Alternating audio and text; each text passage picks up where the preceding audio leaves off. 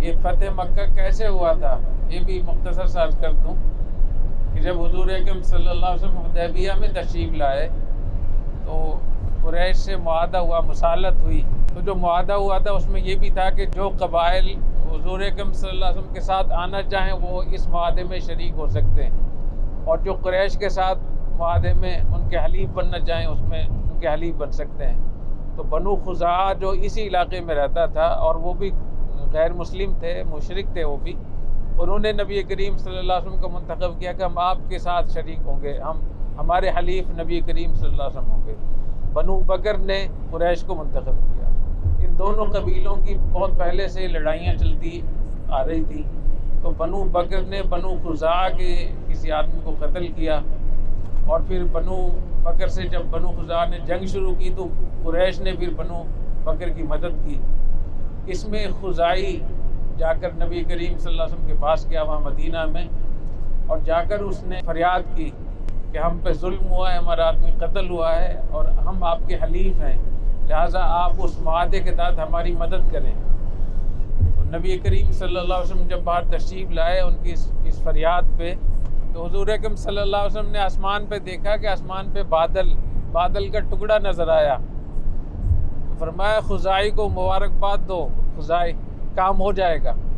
نبی کریم صلی اللہ علیہ وسلم کا معمول تھا کہ آپ تشاؤم سے منع فرماتے تھے اور تفاعل کا اہتمام کرتے تھے کہ کسی اچھی چیز کو دیکھ کر دعا مانگنا اور اس سے یہ امید لگانا کہ اور اچھی چیز بھی ہو جائے گی، یہ سیرت سے ثابت ہے، یہ مسنون ہے.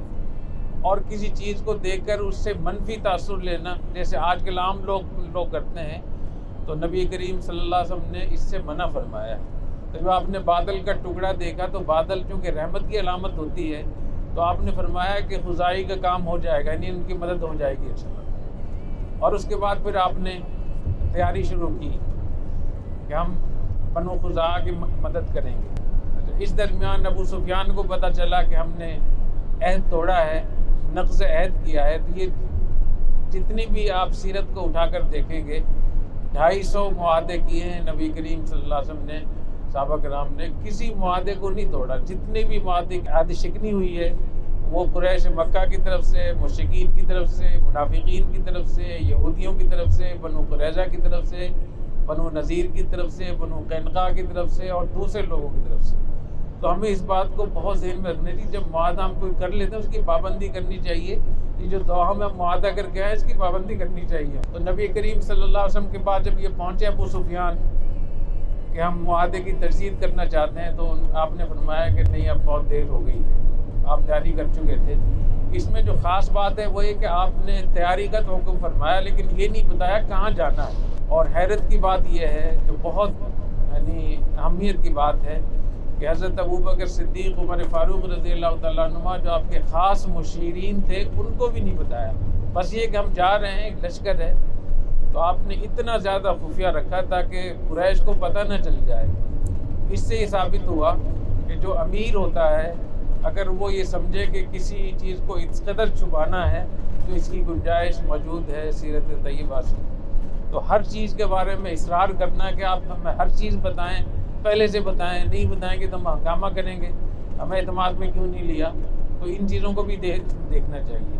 اور پھر نبی کریم صلی اللہ علیہ وسلم جب وہاں سے نکلے 10 رمضان کو مدینہ سے نکلے فتح مکہ کے لیے، تو صحابہ کرام کہتے ہیں کہ ہمارا خیال یہ تھا کہ شاید طائف پہ چڑھائی ہوگی کیونکہ طائف مخالفین کا تھا سارا اس کا. لیکن جب وہ جگہ آئی جس سے فتح مکہ کا راستہ الگ ہوتا تھا طائف سے، اس وقت پھر ہم سمجھے کہ تو مکہ پر چڑھائی ہو رہی. تو دیکھیے کسی بھی معاملات کو رازداری میں رکھنا یہ ریاست کی بہت بڑی ذمہ داری ہوتی ہے کہ جو راز ہوتے ہیں ملکوں کے اور اپنی جنگوں کے لحاظ سے، اپنی سلامتی کے لحاظ سے، وہ ان کو کبھی فاش نہیں کرنا چاہیے.